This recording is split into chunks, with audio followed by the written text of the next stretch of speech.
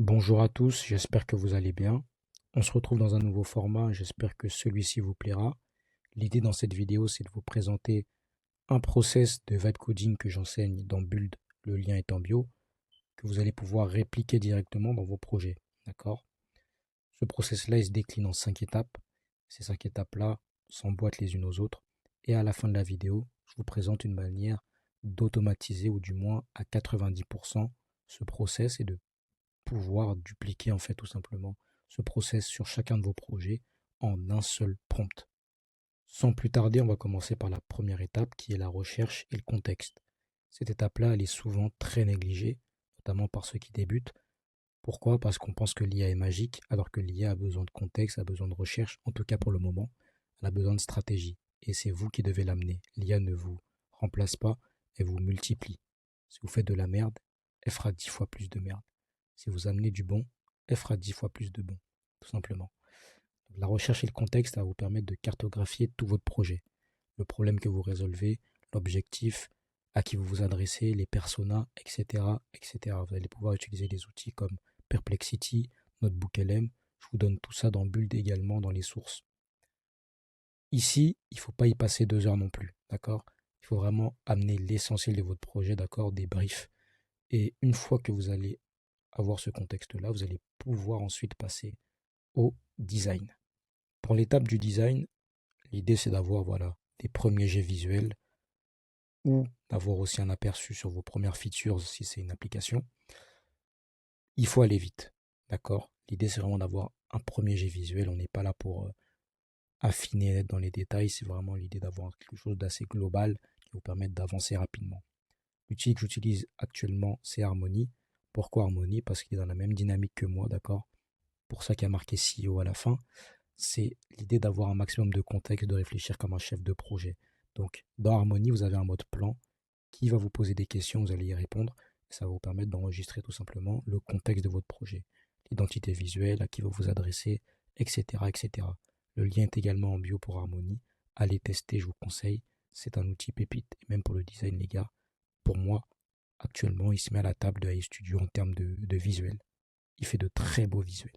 Bien évidemment, comme pour tout projet de design, il faut vos références visuelles. Donc vous allez venir dans l'application Harmony, donc le site, et vous allez amener vos screenshots de références visuelles.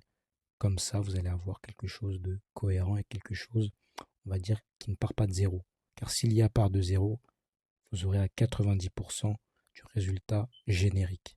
Ok? On va sans plus tarder passer à la troisième étape qui est très courte. C'est l'initialisation, tout simplement. GitHub. Vous téléchargez votre code, vous créez un repo.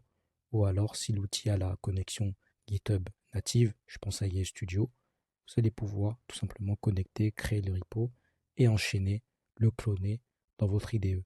Donc les IDE, on a VS Code, Codex, Cloud Code, Antigravity, Cursor. Vous faites votre choix, sachant que Cloud Code, vous pouvez par extension l'intégrer dans la plupart des outils qui sont cités ici. Ensuite, vous allez pouvoir le valider, le déployer, tout simplement, via Vercel. Il y a d'autres alternatives évidemment, Netifly, Cloudflare. Moi j'utilise Vercel pour le moment, ça me convient. Maintenant, la partie plus intéressante, on va dire, comment on peut automatiser ce système-là.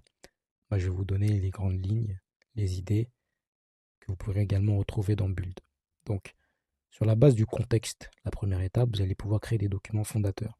Le brief, le brand, PRD, parcours utilisateur, design, prompt system, ça c'est les rules en fait pour votre IDE, les règles, la checklist de lancement. Ces deux-là, ils sont facultatifs. Ok.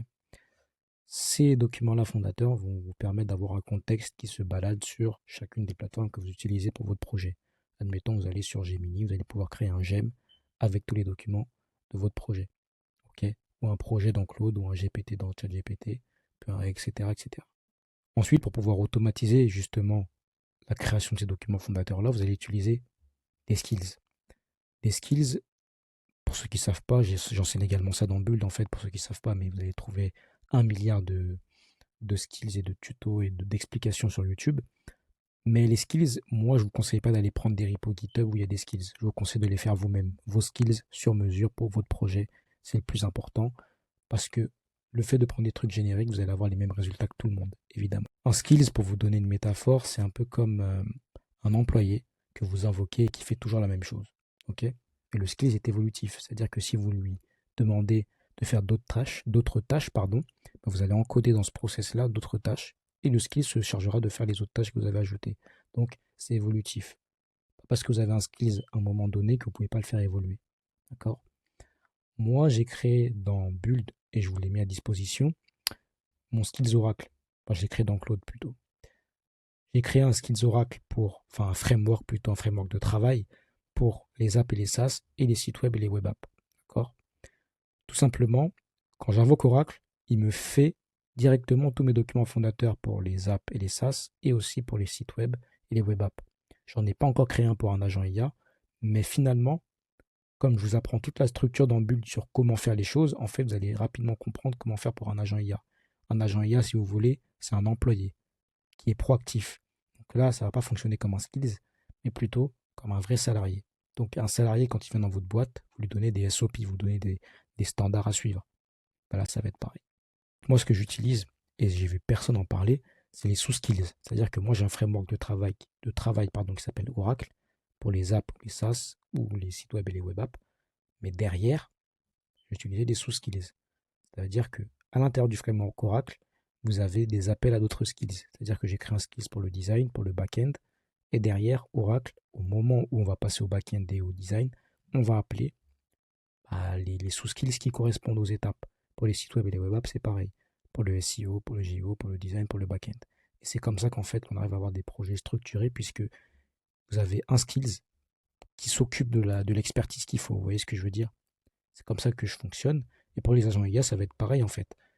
L'agent IA, il va fonctionner avec des SOP. Donc, ce qu'il doit faire, le contexte de l'entreprise, ce qu'il ne doit pas faire, les outils auxquels il a accès, etc., etc.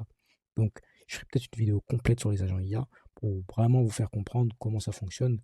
Un SOP, en fait, un agent IA, c'est un employé. Quand vous allez dans une entreprise, on ne vous laisse pas à la rue. Bah là, ça va être pareil avec l'agent IA. Vous allez donner un cadre. Et ce cadre-là se définit avec des SOP.